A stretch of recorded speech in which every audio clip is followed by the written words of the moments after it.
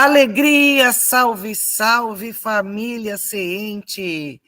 Que orgulho você assistindo mais um vídeo nosso do canal Conversando sobre a Espiritualidade, ligado à nossa casa espírita umbandista Ciente, Centro de Evolução Espiritual Nova Terra, situado aqui em Peruíbe.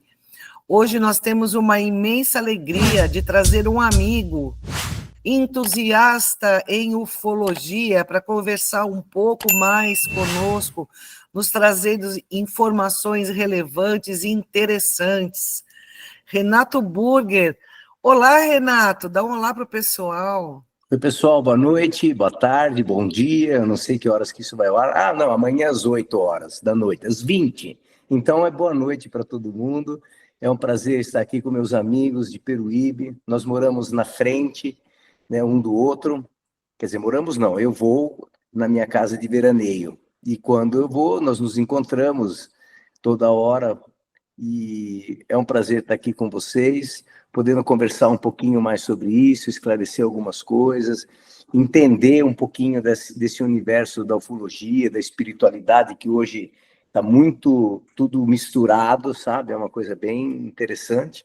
E é isso, estou aqui para poder ajudar vocês, ajudar as pessoas a entenderem um pouquinho mais sobre esse universo.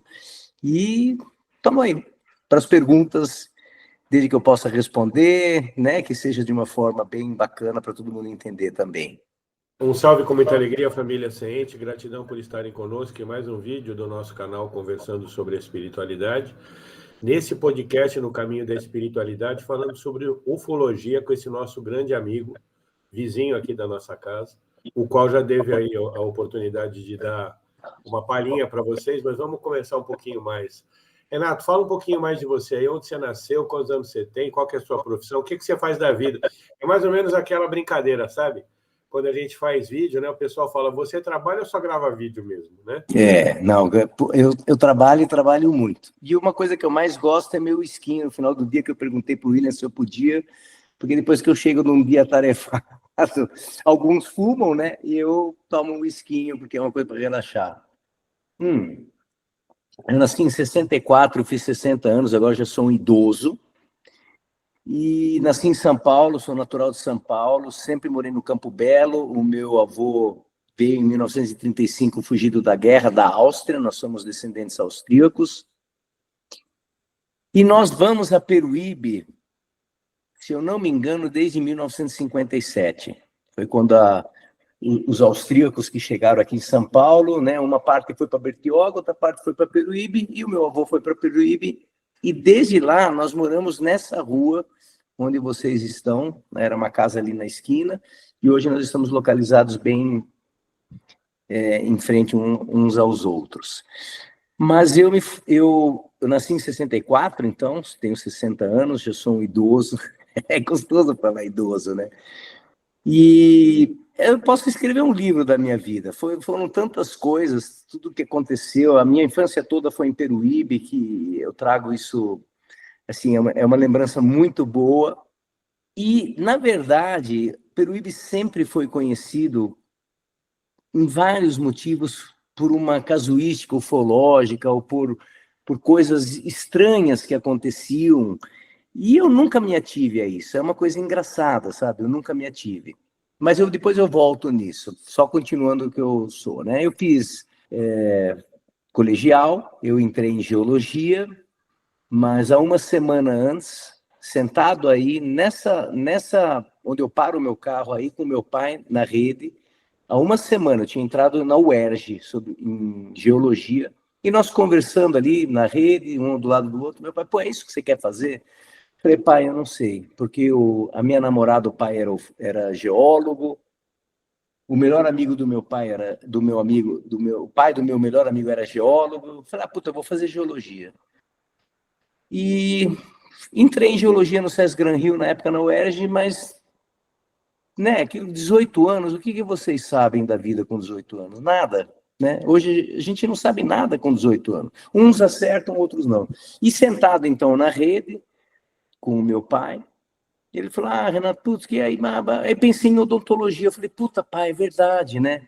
eu sempre ia no meu dentista e queria ver o que ele fazia. Puta, deixa eu ver. Tá? Falei, pô, pai, legal, odontologia. Fiz um ano de cursinho e entrei em odontologia. Acertei, porque é a única coisa que eu sei fazer na minha vida. Nunca pensei em dinheiro,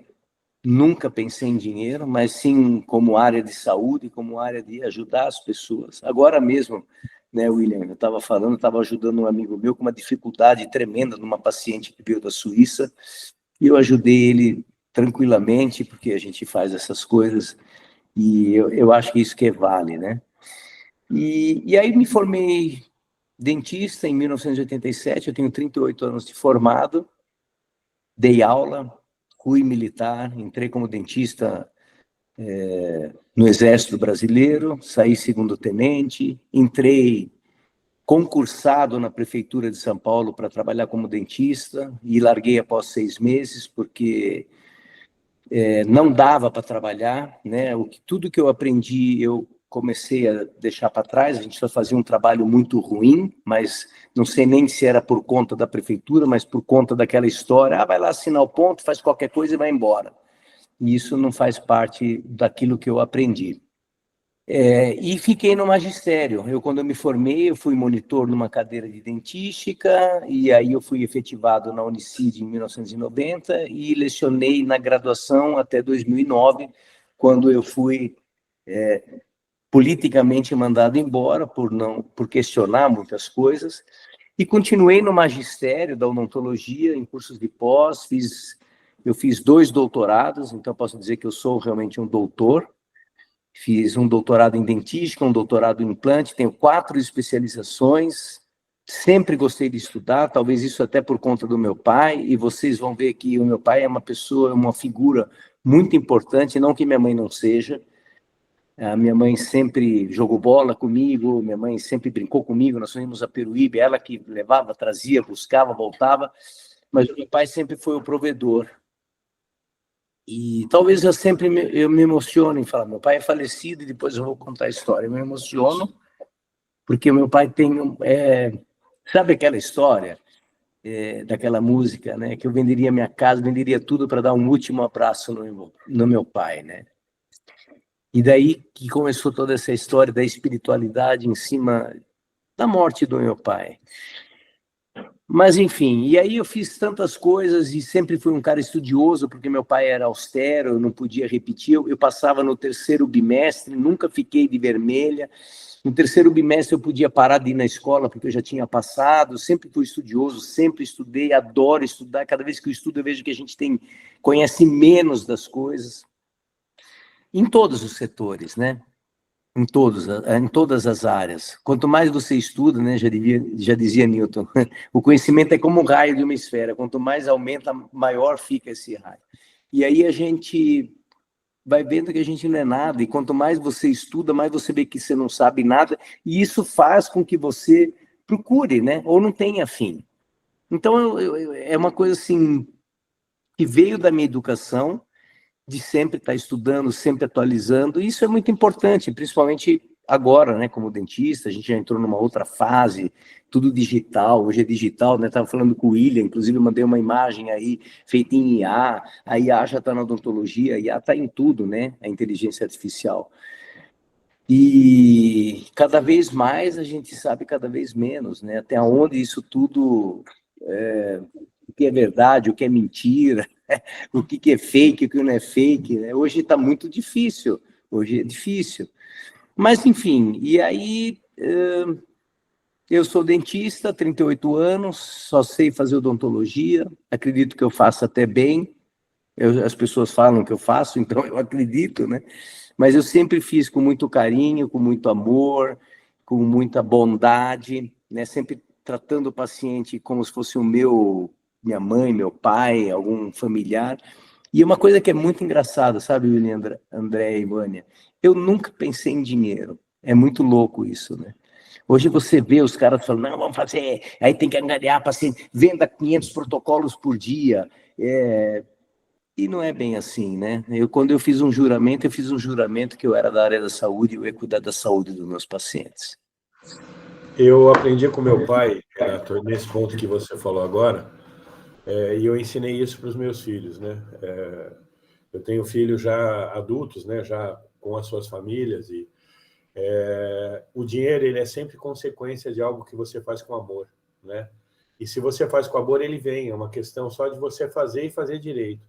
Como, né, eu falei do meu pai, que também já não está mais aqui, né? Desencarnado há 32 anos já. E o nosso pai aqui da casa, que é o nosso mentor espiritual da casa, que fala para mim todos os dias, que ele é o guia que me acompanha, né? Só faz. Você sabe fazer, então vai lá e faz. Faz porque o resultado vai vir. Se você fizer, ele vai vir. Se você não fizer... Aliás, ele dá um ensinamento, Renato, que ele é muito... De tão simples e irrita o ensinamento que ele dá. Você quer colher uma laranja? Plante uma laranja e dê o tempo para que ela se desenvolva. Entendeu? Você quer colher um limão? Plante um limão e dê o tempo para que ele se desenvolva. Você quer ter animais que você crie para venda, para o que quer que seja? Crie ele desde bebezinho, desde pequenininho, e dê o tempo para que ele se desenvolva. Ou seja, qualquer coisa, dê o tempo para que ela se desenvolva. De tão simples esse ensinamento irrita, não irrita, não? Não, mas a vida é feita de coisas simples, né? A gente que complica. É sempre assim. Quanto mais simples, melhor. Quanto mais fácil, mais fácil. E a gente acaba complicando, criando um celeuma em cima das coisas. Quando a vida está aí tão fácil para a gente viver, né? Mas a gente dificulta, não sei por quê. Não, e eu fiz esse comentário até para a gente trazer uma questão, né? Como você falou sobre a questão do questão espiritual, né? Muito envolvida com a ufologia. A questão espiritual, ela está em tudo, e cada vez mais ela está em tudo, porque ela de fato está em tudo, né? E tudo isso, quando a gente vê a simplicidade que os nossos guias nos ensinam, é para dosar, inclusive, a ansiedade, é para dosar uma série de coisas que mostram para a gente como a vida é e de que jeito que ela precisaria ser, né? Mas, dando sequência aqui à nossa conversa, você comentou, né, sobre seu pai, a partida dele e tal, e com que idade começou essa sua trajetória espiritual e qual que é o teu caminho religioso para a gente poder caminhar, fazer uma trajetória para chegar no assunto? Então, William, a gente quando é jovem é bobo, né? Para não dizer que a gente é meio besta. Eu sou católico, fiz primeira comunhão, mas nunca frequentei a igreja e sempre me considerava um ateu. Eu não acreditava em Deus, não acreditava em religião, não acreditava em nada. Era tudo, tinha que ser daquele jeito, materialista, nada podia ser fora daquilo que era material que você podia pegar. E eu tive alguns relacionamentos em que as pessoas começaram a me mostrar alguma coisa diferente e houveram 2 momentos em que eu passei a acreditar primeiro em Deus e depois numa espiritualidade. Foi muito interessante. Eu estava num momento da minha vida, numa aflição muito grande. Eu tenho até ele aqui não dá para ver, mas eu tenho o meu Cristo aqui, ó, a cabeça dele, eu tatuei ele aqui. Eu estava numa aflição muito grande, um dia eu, sozinho em casa, ajoelhei na minha cama e orei e pedi a Deus, Deus, me dê uma luz nessa aflição que eu estou tendo, como é que eu posso resolver isso? E eu não quero me alongar muito para não ser chato, né? Ajoelhado na minha cama, eu pedi, Deus, me dê uma visão, uma solução para eu acreditar que você existe, porque até então eu não acredito. Isso foi uma terça-feira à noite. Na quarta-feira de manhã, um problema dessa aflição extremamente grave foi resolvido. Ele me mostrou o que estava acontecendo e eu pude, então, tomar uma decisão muito séria. Então, foi nesse momento que eu percebi que a existência de Deus. E aí Deus, cada um tem o seu, ok? Muito bom. E aí, eu tinha, como eu falei, meu pai, que era uma pessoa muito austera, de pouco carinho, mas de muita necessidade de prover, de saber que nós estávamos bem, de que nós estávamos estudando, dando tudo o que a gente precisava. Meu pai adoeceu, para variar, de câncer, no estresse num estresse que ele tinha de trabalho, essas coisas. Ele teve um câncer retal, fez uma cirurgia, ficou tudo bem, só que aí ele teve que fazer uma colostomia porque infectou, e meu pai ficou, o médico falou, 10 anos você vai ficar com essa bolsinha, e normalmente são 10 anos que a gente acaba sobrevivendo. E o que aconteceu foi exatamente isso. Meu pai, com 74 anos, faleceu. E, nesse momento, a minha espiritualidade já estava um pouco mais aflorada, mas até então eu não entendia. Eu estava casado com a minha mulher, a Marcela, e ela era muito espiritualizada. E meu pai ficou uma semana, eu estava em Palmas dando aula, minha mãe ligou no sábado à noite, olha, seu pai está sendo internado na UTI, e meu pai não saiu mais da UTI. Eu voltei domingo à noite, minha irmã mora nos Estados Unidos, voltou no domingo também, chegou segunda, e nós ficamos segunda, terça, quarta, quinta no hospital. E meu pai lá, ligado nos aparelhos, e tudo bem, você ia lá nos horários da visita da UTI, e meu pai ali, você via que a pessoa estava lá. Mas os parâmetros piorando. Até que na quarta-feira, eu peguei minha mãe, peguei minha irmã, eu tinha uma corrente com uma cruz muito grande, eu cheguei lá, coloquei na cama do meu pai. Eu acho importante falar isso, né? Porque o William pediu para eu realmente explicar como é que eu comecei a acreditar nisso. E cheguei e falei, pai, porque como meu pai era o provedor, parecia que ele estava lá e não queria ir embora. Falei, pai, nós estamos aqui, a vida vai seguir, a gente vai conseguir passar essa fase, vai em paz, meu pai, pode ficar à vontade, a gente está bem aqui, eu sempre me emociono, e vai embora, que a vida vai seguir, a gente vai conseguir passar essa fase. Muito bem. Fomos embora, meu pai tinha sido internado em Campinas e a gente estava em Olambra, na Cidade das Flores, onde meus pais acabaram mudando para lá, porque eu já havia morado lá há um tempo. Na quinta-feira, isso nós comentamos lá, na quinta-feira de tarde eu voltei para a UTI, e meu pai, assim, você via a pessoa lá ligada nos tubos, no oxigênio e tal, e você conseguia identificar que ali tinha uma vida, que tinha alguma coisa, que existia uma energia ali. Na quinta-feira, um dia exatamente depois que nós fomos para lá, às 4 horas, eu entrei. Quando eu cheguei ali, o meu pai não estava mais lá, William. Foi uma coisa muito louca. Era nítida que ali só estava um corpo. Aquela energia, o espírito, a alma, não estava mais lá. Foi muito louco isso. Foi nítido. Tanto que a Marcela, minha esposa, chegou e falou, você está vendo? Eu falei, é verdade. Chamei minha irmã e falou, olha, nosso pai não está mais aqui. Ele estava ligado nos aparelhos, mas um brilho eventual nos olhos. Você via que ele era um corpo inerte.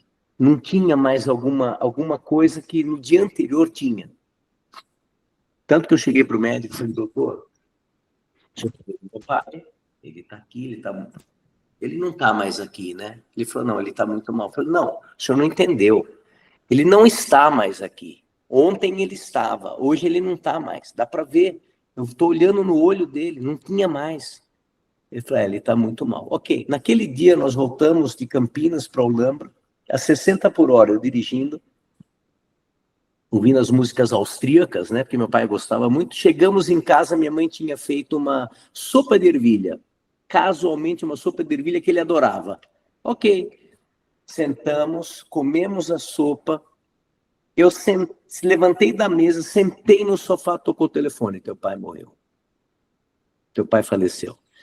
Então, esse foi um momento, William, Andréa e Vânia, que eu pude perceber que existe alguma coisa a mais, que é um espírito, ou uma alma, ou uma energia, seja lá o que for, mas que está dentro da gente e que leva esse nosso corpo para algum lugar. Foi nítido, foi nesse momento que virou a chave. Eu já tive aquele momento com Deus, Deus me ajuda aqui nesse momento, e tive essa experiência com meu pai. Então, nesse momento, eu me tornei uma pessoa capaz de entender que a gente é muito mais do que o que a gente faz aqui, do que esse corpo com uma possível inteligência.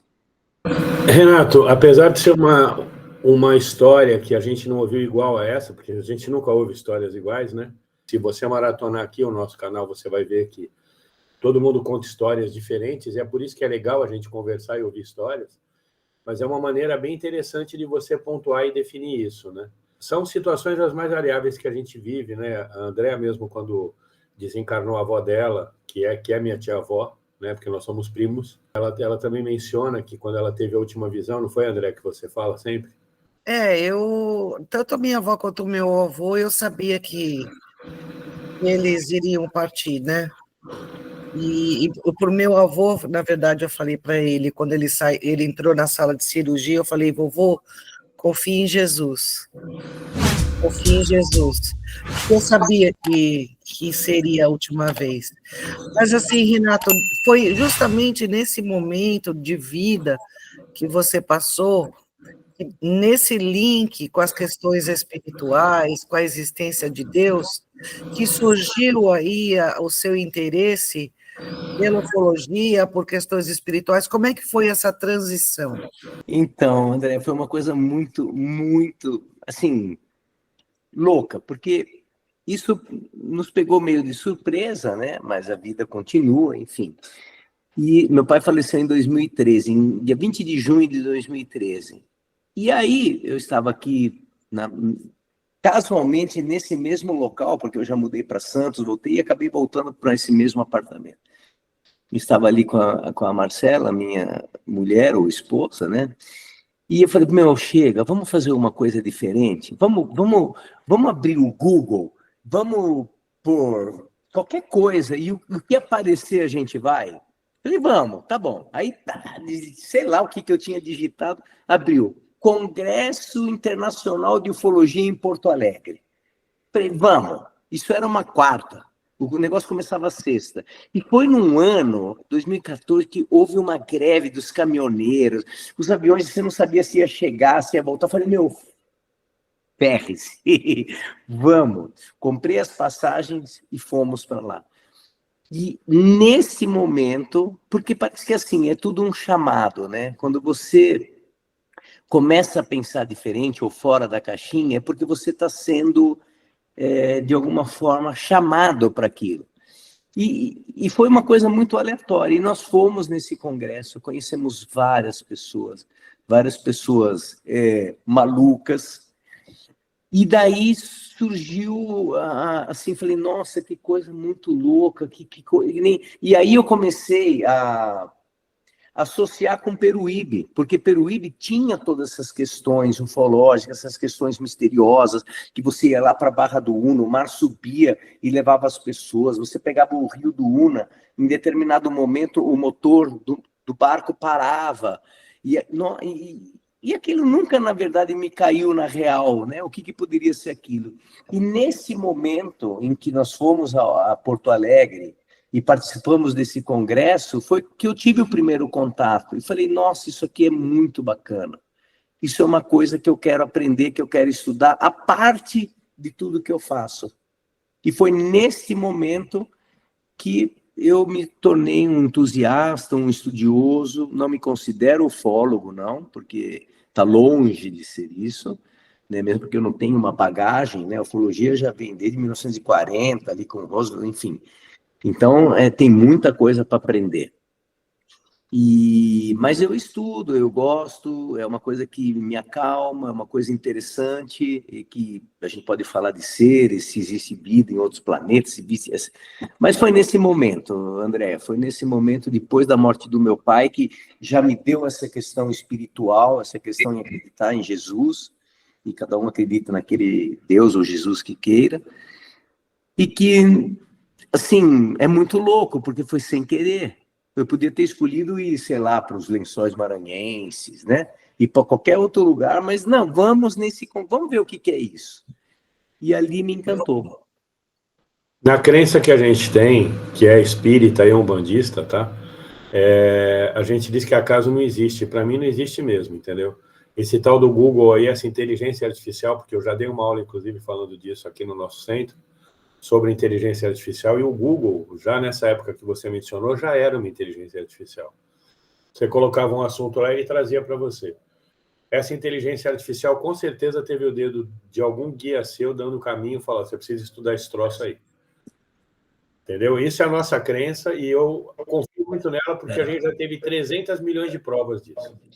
William, Renato, mas hoje você faz parte de algum grupo específico ou você navega em vários grupos? Como é que é dividida a ufologia hoje aqui no Brasil? Então, eu tenho um grupo aqui em São Paulo, que o coordenador é o Cláudio Iatauro, que é um dos grandes ufólogos aqui de São Paulo. Existem alguns, né? Ele está dentro, inclusive, na Comissão Brasileira de Ufologia. Existe a CBU, que é uma Comissão Brasileira de Ufologia, onde existem ou participam 15 dos maiores, acho que são 15 dos maiores ufólogos. Esse meu colega Cláudio Iatauro faz parte. E nós temos, ele é o fundador do Projeto X, que é um grupo aqui de São Paulo que faz essas atividades ufológicas. Então, desde 2017, nós fazemos eventos 2 ou 3 vezes por ano, nós vamos participar de vigílias, a gente vai visitar locais, fazemos palestras, né? E sempre é muito bacana participar disso. Então, a gente faz reunião sobre temas, que nem agora tem o 3i Atlas, que parece que é um corpo celeste que está entrando, já entrou no sistema solar, e em novembro ele deve passar atrás do Sol, que alguns falam que é um corpo celeste, mas parece que é realmente uma nave alienígena. Então, ainda se especula muito. O que se sabe é que a NASA parou de colocar fotos lá do James Webb sobre esse corpo celeste, né? Corpo celeste. E, então, na verdade, esse nosso grupo é isso. A gente participa, faz reuniões, estuda, pega um tema, elabora, cada participante estuda alguma coisa, e é sobre Renato, isso. Tem muita coisa aqui de aparições de OVNIs aqui em Peruíbe. Você tem alguns casos para contar para a gente, coisas que ou você viu, ou você participou, ou algum ufólogo amigo seu fez aí a colocação? Você tem alguma coisa? Então, em Peruíbe existem dois eventos, parece que um foi em 2007, se eu não me engano, ali, eu não lembro o bairro, mas quando você vem na estrada, se que você passa a entrada para Peruíbe e continua ali, tem um tamborel, um desses condomínios. Não, ali, esse de 2007 eu participei. Então, eu tinha, inclusive, contato com aquele ex-delegado dali de Itanhaém, que sim. escreveu aqueles 2 livros, e ele foi no nosso encontro também, e na véspera do encontro, ele morava no Ruínas. Sim. Ele ficou lá, ele ficava à noite, né? Várias horas de vigília, com a câmera dele ligada. E nós tivemos a sorte dele trazer para nós uma filmagem de 40 minutos de uma nave enorme em forma de charuto, e ela tinha luzes por baixo, e as luzes mudavam de cores quando ele fazia algum sinal ou se comunicava telepaticamente com eles. E essa nave mostrou, a gente viu claramente, ela estava baixa em cima do mar.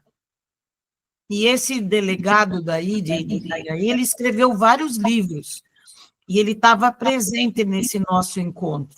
Mas, assim, eu queria saber de você, pessoas que você conhece e que já chegaram a ver casos de aparição aqui em Peruíbe. Não de encontros, porque encontros eu já participei de muitos aqui. Sim. E a gente teve, inclusive, já até um senhor que, na época, a gente teve um encontro aqui que ele já estava bem idoso na época, e ele participou da abertura da estrada que vai para o Guaraú. Ele trabalhava, era um trabalhador que ajudou nessa construção da estrada. E ele jurava de pé junto que naquele lugar, daquela curva que tem aquele que a gente fica olhando o mar ali, que tem na Pedra da Serpente, ali? Ali então, você para ali era uma abertura e havia uma entrada de uma caverna ali. Nas pedras. Naquelas pedras. E se a gente passa e olhar bem de pertinho, você vê a marca bem arredondada das pedras sendo colocadas em forma de uma porta, de uma passagem. Então, a gente teve vários casos desse. E aquele rapaz também que foi abduzido já 3 vezes aqui em Peruíbe, o Edgar, também, ele foi hipnotizado até até o programa da Record. E ele constatou que ele esteve dentro da nave, que ele foi abduzido, muito tempo. E você conheceu alguém desses grupos teus que fizeram pesquisa aqui em Peruíbe? Então, aqui em Peruíbe, só um dos nossos amigos é o Paulo Aníbal, que vai muito aí. Tem o Saga, que é de Peruíbe também, ele mora em Peruíbe, tem todo esse conhecimento. O Saga é que faz os encontros aqui, né? Isso, agora em outubro. O Aníbal faz. Isso. Teve uma época que ele estava até querendo mapear aquela região lá da Cachoeira Paraíso, que tem muito avistamento que entra dentro do mar, né? Não, então, ali eu tenho um vídeo que eu fiz no YouTube sobre a Pedra da Serpente. Esse é muito legal, tem uns 15 minutos.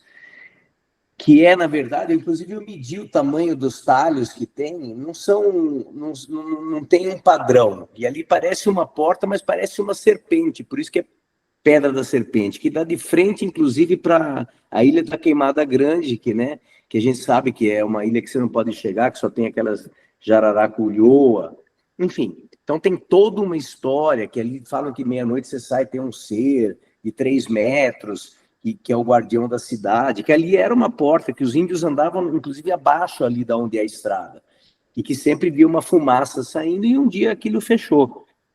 Mas que vem orbes chegando nessa região. Eu nunca vi, não conheço ninguém que nunca viu. Eu, inclusive, estou para marcar uma entrevista com o cacique aí de Peruíbe, da aldeia, que diz que recebia, né, que é uma etnia antiga daí de Peruíbe, para conversar com ele e ter mais detalhes sobre essa porta ou Pedra da Serpente.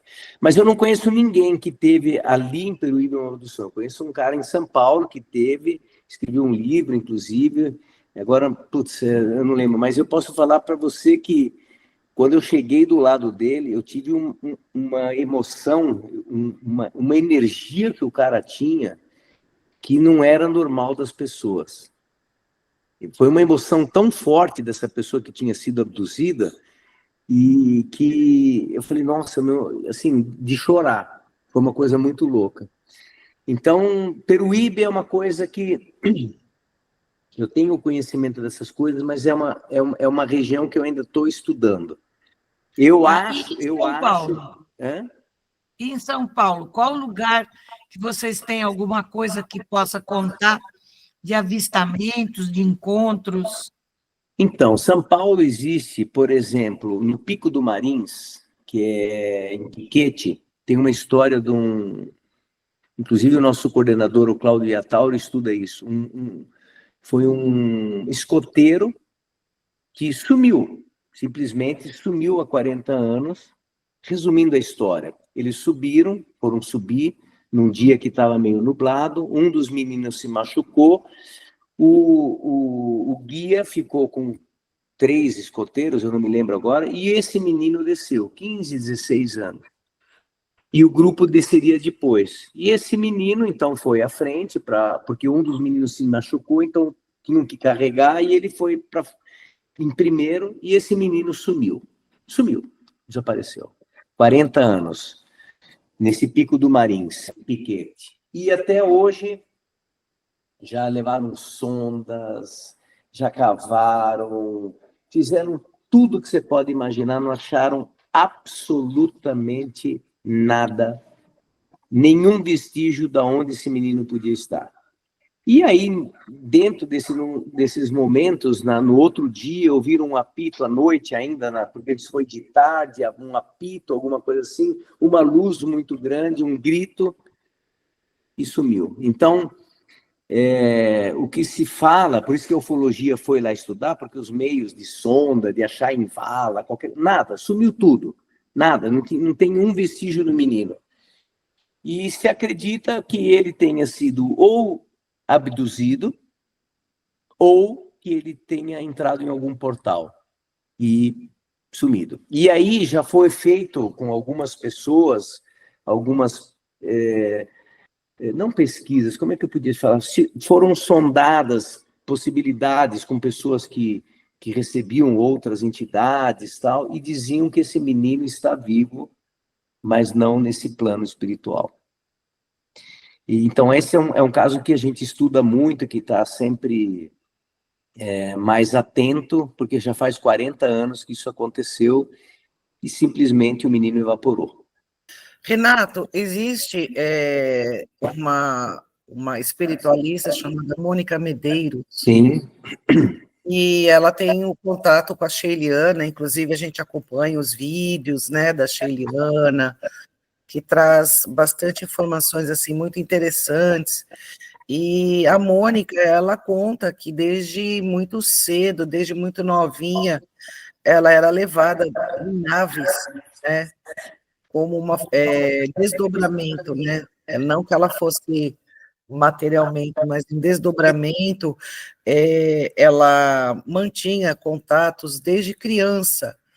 E depois de adulta, hoje, ela é médica, né? Ela é cirurgiã neurologista, e depois de muito tempo, com o surgimento do centro dela, que é a Casa do Consolador, que foi surgindo essa oportunidade de comunicação com esses extraterrestres ligados ao mestre Sananda, que eles chamam, que é Jesus Cristo. Eles não chamam Jesus de Jesus, eles chamam de mestre Sananda, né? E dentro do meio espiritualista, existem vários centros de divulgação do cristianismo e de algum progresso espiritual que tem a participação de entidades extraterrestres, de uma forma direta ou indireta. E nós temos também a ciência que é na nossa casa espiritual aqui, né, no Centro de Evolução Espiritual Nova Terra, nós temos também grupos de extraterrestres atuando no plano espiritual. E por poucas oportunidades eles vieram fazer a canalização através de nós médiuns, trazendo informações. Eu queria saber se você já teve em algum centro espiritualista, que tivesse contato, assim, direto através de canalizações com esses seres de outros planetas. André, esse é um tema, assim, que para mim é um pouco novo. Eu não tenho muita experiência sobre esse tipo, porque esse meu grupo estuda mais a parte, como é que eu poderia falar, não tão espiritual da ufologia. Mas o que eu posso te falar é que, como um frequentador da medicina da floresta, como a ayahuasca, os cogumelos, que eu já inclusive estive no Acre, numa aldeia indígena, muito se falou que se você fizesse uso da ayahuasca, que é aquele chá do Santo Daime, você poderia, porque você tem uma introspecção, mas você pode também partir para outros planos. E que uma das possibilidades de você ter acesso a essas entidades que você me falou aí, seria através da ayahuasca. Então, no meio ufológico, ficou uma coisa muito assim clara, não, vamos tomar ayahuasca, que a gente vai ver os extraterrestres, né? E aí, como um bom pesquisador com 2 doutorados que eu tenho, eu falei, não, vamos procurar uma evidência científica e não achismos do que as pessoas falam. E eu consegui alguns trabalhos difíceis de serem achados, inclusive, e só para você ter uma ideia, se pesquisou pessoas que participaram de rituais da ayahuasca na floresta, pessoas que participaram nos ayahuasqueiros da cidade, várias, se fez uma compilação de várias pessoas que fizeram uso de ayahuasca em diferentes momentos, em diferentes situações e em diferentes locais.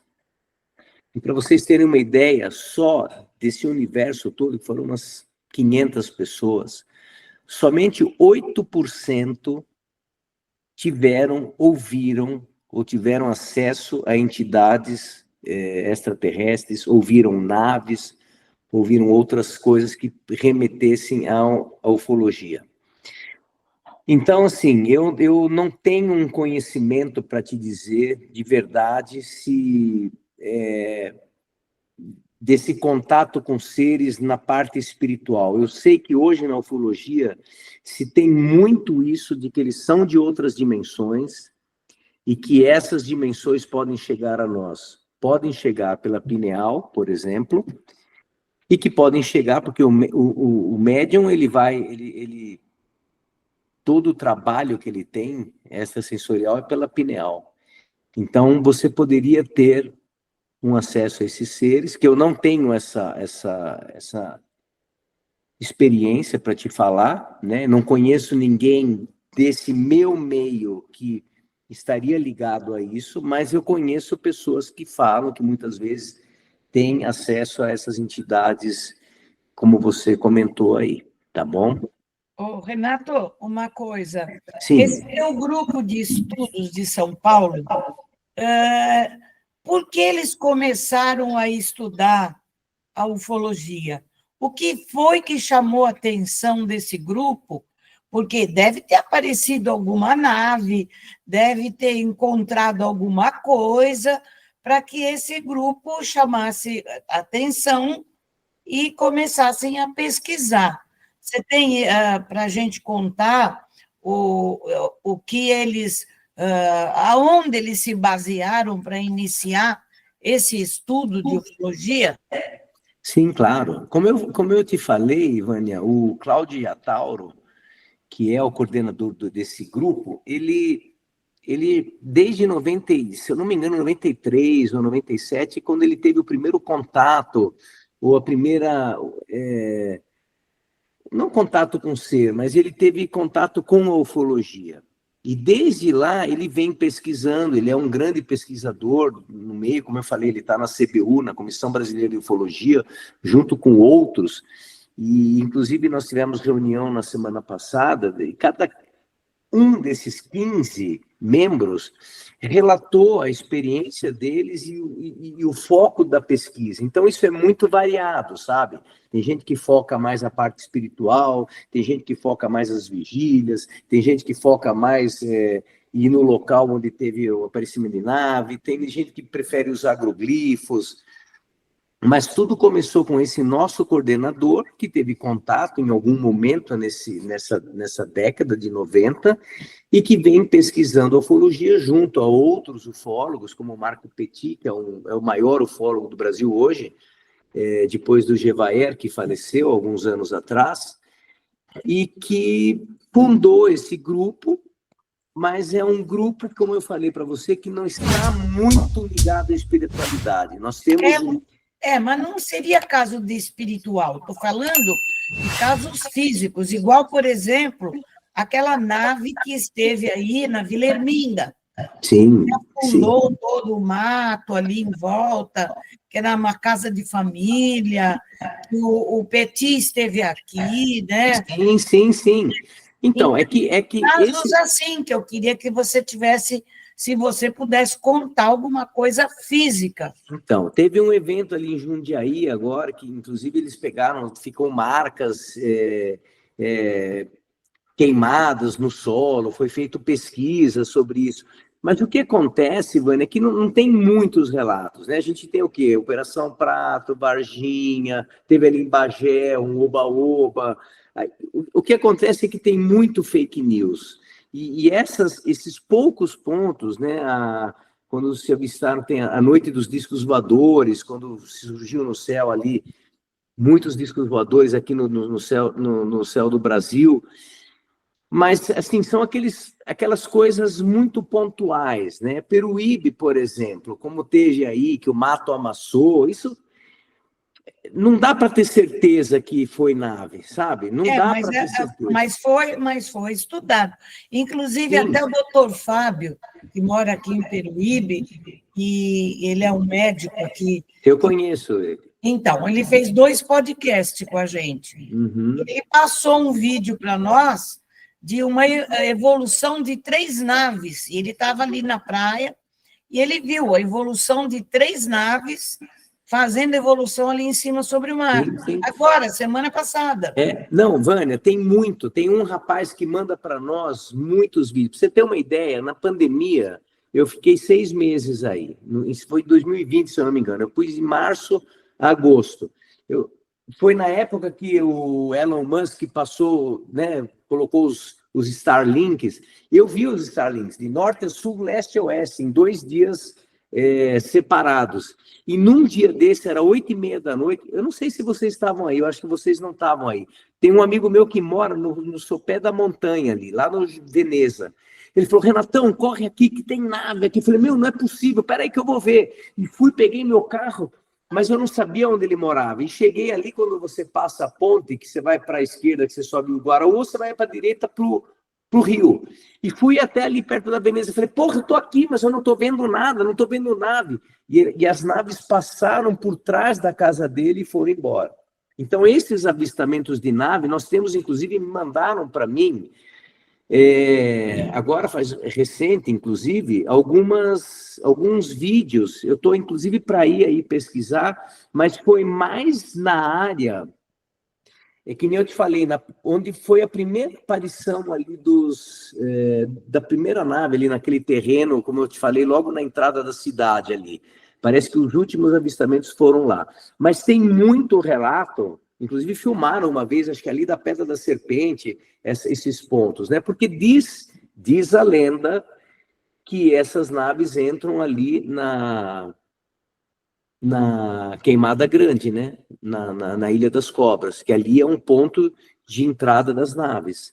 Talvez por isso que a gente tenha muito desses avistamentos em Peru. Eu nunca vi. Então, deixa eu dar um testemunho aqui. A gente mora aqui há 31 meses, nessa casa que é em frente à sua. E ali em cima a gente tem uma varanda que ela fica bem de frente para o Morro da Jureia. 2 ou 3 vezes, André pode confirmar para mim, a gente estava sentado ali, que tem hora que a gente fica lá sentado, cadeira de praia, olhando lá à noite, né, olhando lá para a montanha. E aí um belo dia a gente estava lá, eu vou falar de uma, mas já aconteceu mais de uma vez. Eu estava lá sentado, né, na cadeira e tal, aí eu e ela pegou e falou, você está vendo aquela luz? Falei, tô. Era uma luz que ela veio assim, passando por cima, né, e eu falei, é um avião, né? Beleza, a luz estava passando, de repente ela começa a fazer assim. Ela começa a se mexer para todos os lados. Olha, um avião não vai fazer isso, e um helicóptero nessa hora também não vai. E aí a gente ficou observando. Me lembrei de uma outra vez que a gente viu e tinha estava no lusco-fusco, né, caindo à tarde, dava para ver que era um troço grande, como se fosse uma coisa comprida, não dava para ver a profundidade, mas dava para ver que era comprido. Por isso que acho que as pessoas falam charuto, né? E nós 2 vimos isso aqui, que estava sem celular na mão e nem talvez se tivesse, teria tido a ideia de gravar. Mas a gente viu. Isso aí é uma coisa que aqui em cima do Morro da Jureia, aqui do lado. Mas eu acredito, tem muito... O Saga também. O Saga entrevista pessoal lá da Cachoeira Paraíso, lá de cima, é comum eles verem naves subindo e descendo. Ali é lotado. O pessoal caiçara, que mora lá no mato, eles veem direto isso lá. Não, mas é isso mesmo. É que a gente não tem o costume de olhar para o céu, né? Como eu falei, na minha casa ainda falta só fazer agora um observatório. Eu vou fazer um observatório para chegar lá, ficar à noite olhando, fazendo uma vigília, porque a gente vai ver muito, né? A gente não Não, e olha pro relato, céu. hein? E relato importante. A casa dele, que fica aqui em frente a que a gente mora, é um teatro de ETs, né? Ele tem ET em cima do muro, ele tem ET no jardim. É muito legal a casa dele. Aliás, quando a gente vai dar ponto de referência, a gente fala em frente à casa do ET, o pessoal já sabe onde é. É uma casa temática, né? É uma Mas casa temática. só falta fazer agora um lustre que eu vou colocar ali em cima, um lustre de uma nave, mas não pode confundir depois falar que viu uma nave, né? Mas enfim, Renato, o papo está uma delícia, entendeu? Acho que ficaríamos aqui horas conversando, mas que dica você consegue dar para quem tem interesse pelo assunto nos dias de hoje? Você mencionou alguns itens, não sei se você tem alguns links que eu possa colocar na descrição do vídeo. olha, eu acho assim, você tem que pesar muito o que tem na internet. Hoje, o negócio é monetizar, é ganhar dinheiro, você tem que... Todo mundo fala de ET, fala de ufologia. Hoje tem muito fake aí, tem muito IA. É difícil você achar pessoas sérias para falar. O que eu recomendo? Primeiro, procurar os grupos que o coordenador faz parte da CBU, que é a Comissão Brasileira de Ufólogos. Saber se o cara realmente é um ufólogo e não simplesmente um monetizador. Você entendeu? Porque hoje as pessoas fazem vídeos e botam lá e precisa ganhar dinheiro, é like, não sei o quê. E falam um monte de besteira. Então, eu primeiro tentaria descobrir quais são realmente os verdadeiros ufólogos de carreira, né? Que sempre estudaram isso. Quais são os canais que eles têm, se é que eles têm. Grupo é difícil, né? Existe um grupo de ufologia internacional, tem o nosso do Projeto X, tem o Nelson, que é do Amorim, que é do Rio Grande do Sul, tem o Odone, que é do Rio Grande do Sul. Então, existem vários, mas isso não fica assim, aberto, né? O ideal seria você conhecer alguém de verdade que participa. Por exemplo, se alguém vier falar comigo, eu vou indicar ele para um grupo aqui, um grupo ali. Mas também que é uma coisa mais fechada, porque tem muito aventureiro. Então, é meio assim, putz, não é qualquer um que entra, né? Porque tem gente que entra só para fazer barraco, para ficar enchendo, falar um monte de bobagem. E Renato, esses grupos são sérios, né? o seu grupo teve contato com pessoal de outros países aqui da América Latina?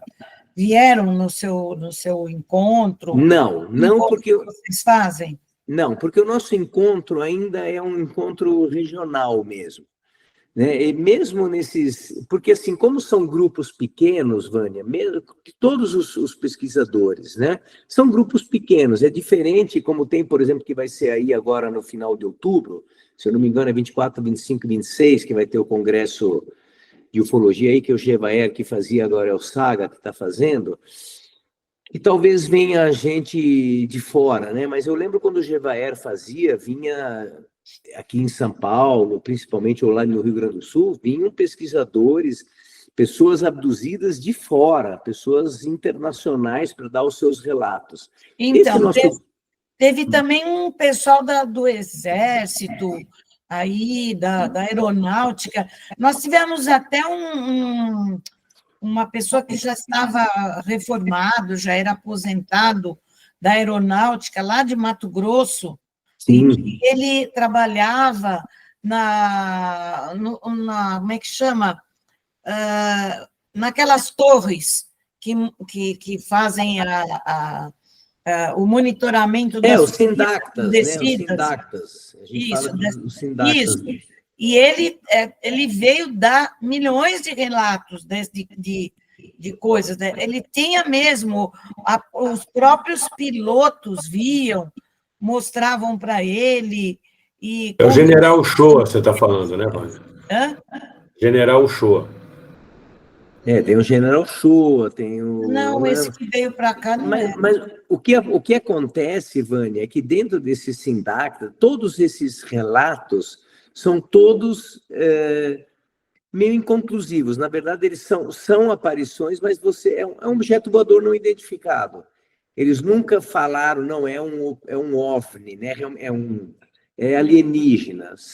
É detectado nos radares, é compilado ali, e são objetos voadores não identificados. Eles não vão nunca falar que é alguma nave alienígena, alguma coisa de fora. Né? Mas nos Estados Unidos, lá, o pessoal abriu o arquivo X deles. Está abrindo. Abriu. Tem muita coisa que já foi... Tem o tic-tac, tem várias... Quer dizer, as evidências são enormes. O que falta é realmente falar, não, gente, não somos só nós, essa racinha humana sem vergonha que nós somos. Porque a nossa raça é muito sem vergonha, entendeu? Eu tenho um amigo, né? A gente até brinca que é o meu mais antigo amigo, conheço ele desde 3 anos de idade, que é meu compadre também. Ele é tenente-coronel reformado da Força Aérea, né? E ele conta que voou durante muitos anos, voa até hoje, mas voo militar, né? Que ele voou muito, principalmente no norte, nordeste, centro-oeste. E ele contou vários casos para mim. Eu não tenho autorização para falar o nome dele, mas ele contou vários casos para mim de voar lado a lado com naves, entendeu? E que ele não tem dúvida, só que ele também nunca pôde documentar isso. É sigilo, né? Não pode falar. Aí a gente entra na loucura. Será que o homem foi para a Lua? Aí entra as coisas muito... Não pode falar, essas coisas não podem, eles têm segredo. Mas existe, né, gente? A gente achar que só nós estamos aqui nesse mundão, né? Quão grande é o universo, quão grande é a nossa galáxia, e achar que a gente é aqui esse pálido ponto azul, sozinho nesse universo tão grande, é negar a própria existência. Então, as coisas vão acontecer, existem coisas que vão acontecer, né? Chico Xavier mesmo já falou, vocês sabem disso. As coisas estão começando a acontecer. E logo, logo a gente vai ter umas revelações muito importantes. Eu não tenho dúvida disso.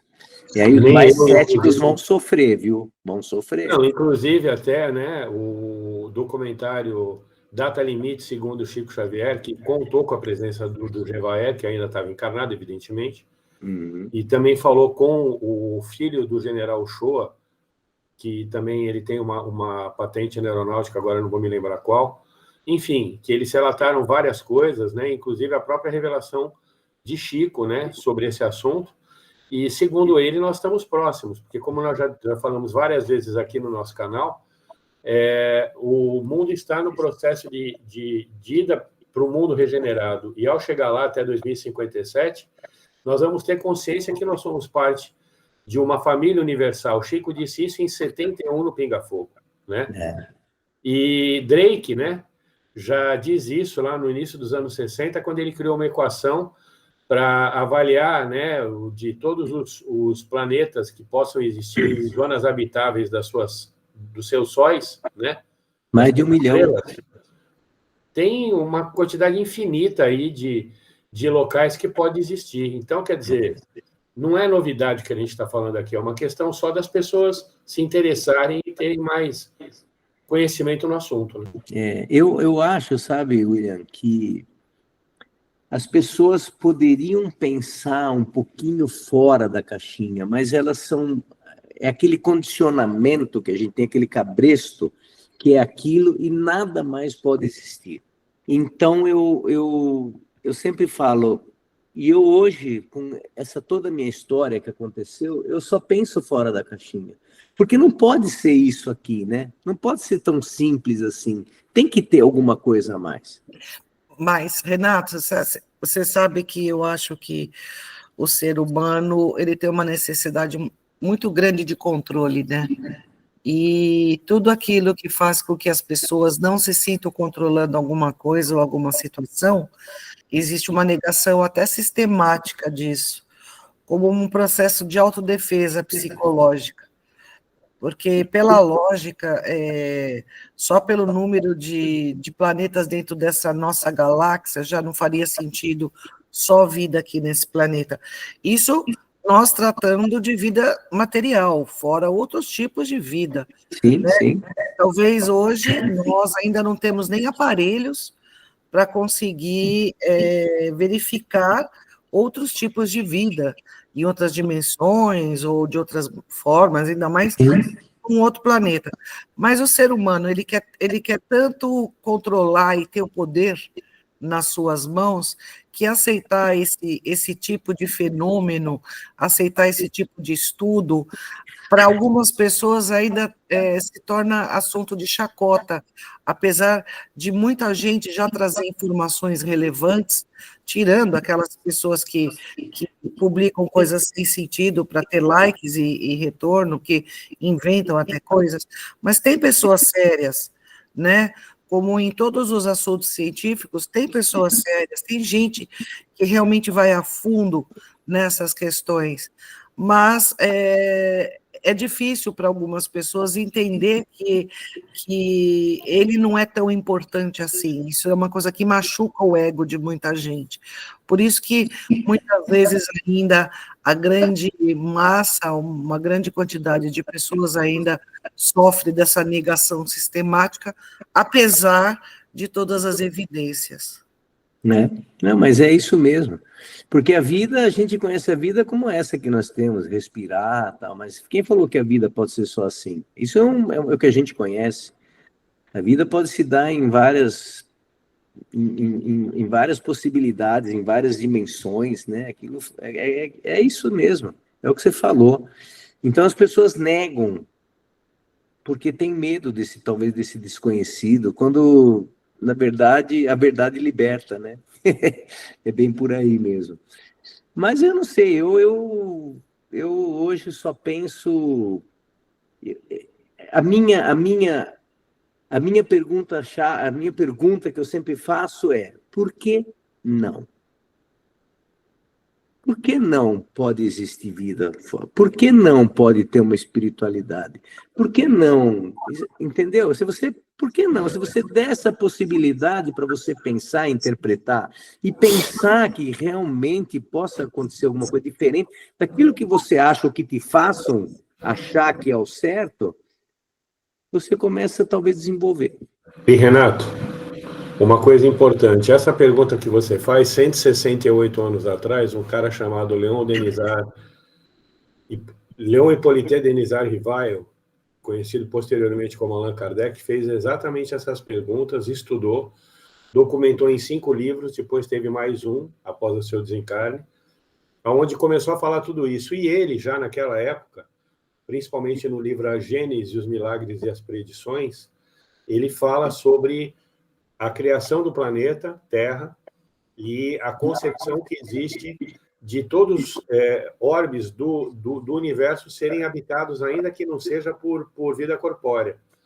No próprio Livro dos Espíritos, cujo nós temos um estudo aqui no nosso canal, que a gente publica todos os domingos, às 20 horas, existe pergunta que diz exatamente isso, e que o plano espiritual respondeu que todos os orbes são habitados, e que saber se eles são habitados por gente como nós é uma limitação totalmente nossa, seres humanos aqui desse pálido ponto azul, no canto da Via Láctea aqui, porque se a gente for olhar pela perspectiva, que ninguém sabe, né, porque ninguém tirou uma foto de cima, mas a gente está no canto da Via Láctea, aqui bem praticamente no final dela aqui, né, sendo colocado para fora, né? É isso mesmo. E ó, que eu nem conheço o Allan Kardec, hein? Não li a obra dele ainda, mas tá vendo? Ele era um cara inteligente, esse menino, viu? Era um cara muito inteligente, e eu convido você, aliás, a André agora ela vai explicar como é que maratona os nossos vídeos, né? Tá. Para você ver lá, porque a gente tem um estudo, nós já estamos na aula 54 do Livro dos Espíritos. Na verdade, assim, Allan Kardec, só para dar aí um preâmbulo nessa história, ele era um materialista, tá? Um cientista. Aí você fala para mim, William, ele era físico, matemático, que mais, William? Ele era pedagogo. Pedagogo, Ele era pedagogo, matemático, não era físico, ele era pedagogo, matemático, e se interessava por astronomia. Astronomia. E materialista. E ateu. E ateu. E aí ateu. E aí começou os fenômenos das mesas girantes lá na Europa, que começou a se apresentar em teatros, as mesas flutuavam, e ele resolveu fazer a verificação científica daqueles fatos, e conseguiu, né, mesmo como ateu, constatar que nada erguiam aquelas mesas, nada que os olhos pudessem ver ou que a mão pudesse tocar. Então, deduziu que ali havia a interferência de alguma inteligência não física. A partir daí, precisa conhecer a história dele, e tem o próprio filme que foi gravado da história do Allan Kardec, que é um pseudônimo, o nome dele não é esse, contando como é que se desenvolveu todo esse processo. A doutrina espírita, ela é composta de 3 vertentes. Ciência, ela é com base na ciência, na filosofia e religião. E você encontra muitos livros, né, que falam de vidas em outros planetas, mas não de uma forma a criar um alarde com relação a isso, mas sim como criar contexto de que a vida ela pode ocorrer de várias maneiras. O primeiro livro publicado de Allan Kardec foi em 1800 e quanto bem? 57, o Livro dos Espíritos. Livro dos Espíritos, que é um livro de perguntas e respostas. Mais de 1000 perguntas e respostas, dado por psicografia, e foi todo com um método científico, não foi assim qualquer coisa que se psicografava, e precisaria conhecer o contexto, e a gente não vai entrar nisso agora. Mas existem, assim, vários livros psicografados depois por Chico Xavier, que falam com muita naturalidade e clareza, né, desse aspecto, sem entrar no cunho religioso, mas entrando no cunho científico, como eu te falei, que o Espiritismo é ciência, filosofia e religião, e vale a pena. Nós temos aqui um estudo comentado do Livro dos Espíritos. Aqui no nosso canal, você que está interessado, clica em playlist. Primeiro se inscreve no canal, ativa o sininho, clica em playlist. Clica lá, estudo do Livro dos Espíritos. Nós já estamos na pergunta 600, quase 700. Né?